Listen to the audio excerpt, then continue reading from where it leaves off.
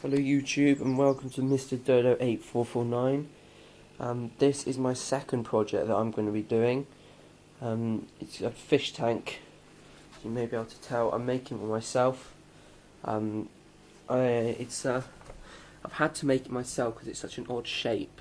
It's fitting on a windowsill, so it can't it can't be like a standard 1 foot wide one. It has to only be 20 centimeters, 8 inches wide. It's 95 or 39 inches long, and it's 8 inches again high. At this stage here, all I've done is I've held it together with masking tape. You can see all along. So I'm going to give you a basic how I make it. I went to my glass shop and brought pre-cut glass, 4mm thick to the correct sizes. I then brought it home and I've used masking tape all the way along up the sides to hold it together. The next job is to use sealant. This is the stuff I'm using.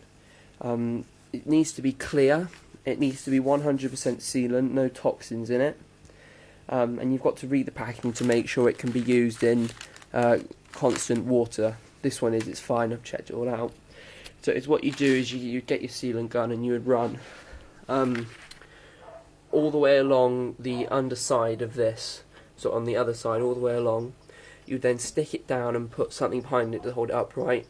Then move on to a side, do the same again all along the bottom and all along this side here, all along that side there. Put pressure on it, and then put your masking tape back on the corners and then put it back on the underside. This here gives it the effect. This here will make it stand up by itself. So once you've done here, you put pressure all the way along, letting the sealant squeeze out underneath, and then pull all this masking tape up. That there will keep the pressure on, so it will keep sticking, and it will allow you to move around. You do the same for the next two sides, and then glue them together just down here, on the face again, down there on the edge. Right, I've left it 12 hours to set, and I'm just about to do the inside. By that you mean you have to go up all the joints on the inside with sealant, and then you have to take your finger, run your finger all the way along to remove the excess, and that gives you a concave shape in the corner of sealant. That's basically to help with not sticking, it's to help with waterproofing. I'm just going to finish off that end. I've done the other half of the tank.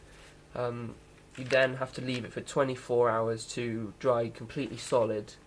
And then the next stage would be to check for leaks. That will be in my next video, which will probably be tomorrow, as the sealant has to completely dry.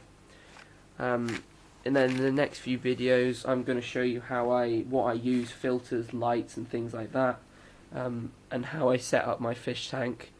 Then the final video will be of it completely working with some fish in there, all the lighting, heating, all that sort of fish. So this is a tropical fish tank. That means I will require a heater somewhere in there, so I need to find a small heater. It's not a massive volume of water to heat, so only a little one will do. Filters, I'll give you a bit more information on those. That's quite an important thing as well. And I may find out I need an extra support in this tank. If I do, it will just be glued about here, right in the middle across the top, just a pane of glass from the top to top, and that there will hold the top of the sides from bowing out. But the sides aren't physically high enough to have that bowing problem from the water pressure. So yeah, I hope you've enjoyed this basic video of how you make a tank. It's really quite simple.